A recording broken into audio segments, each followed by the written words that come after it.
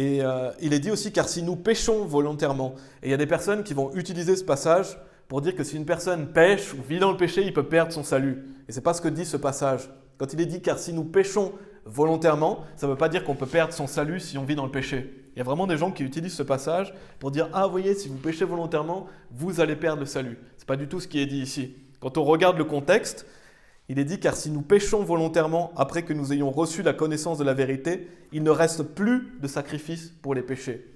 Et donc des faux prophètes vont utiliser ce passage en disant, vous voyez, si vous péchez volontairement, il n'y a plus de sacrifice pour le péché, vous allez perdre votre salut. Mais posez-vous la question, quand il est dit, plus de sacrifice pour les péchés, est-ce que ça parle du sacrifice de Jésus-Christ? Et la réponse est non. On le voit au verset 4, ça ne parle pas du sacrifice de Jésus-Christ quand il est mort sur la croix pour nos péchés. Ça ne parle pas de ce sacrifice-là, ça parle des sacrifices animaliers, les animaux qui sacrifiaient dans l'Ancien Testament. Comment on peut en être sûr?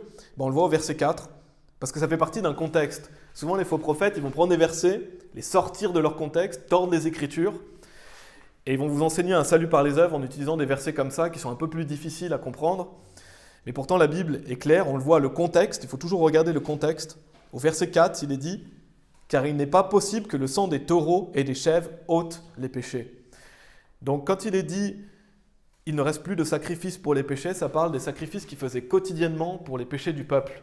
Donc ça parle du fait que, voilà, ils sacrifiaient un animal, par exemple, quand quelqu'un a péché contre Dieu. Ça ne parle pas du salut éternel, ça ne parle pas d'être pardonné devant Dieu et du fait d'aller au paradis ou en enfer. Non, ça parle du salut, le sacrifice quotidien, ça parle du fait d'avoir un pardon quotidien de nos péchés. Dans l'Ancien Testament, ils faisaient des sacrifices pour ça.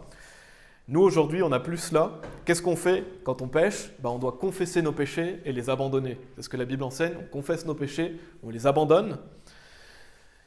Et donc, ce passage qui nous dit « car si nous péchons volontairement », ça parle vraiment d'une personne sauvée.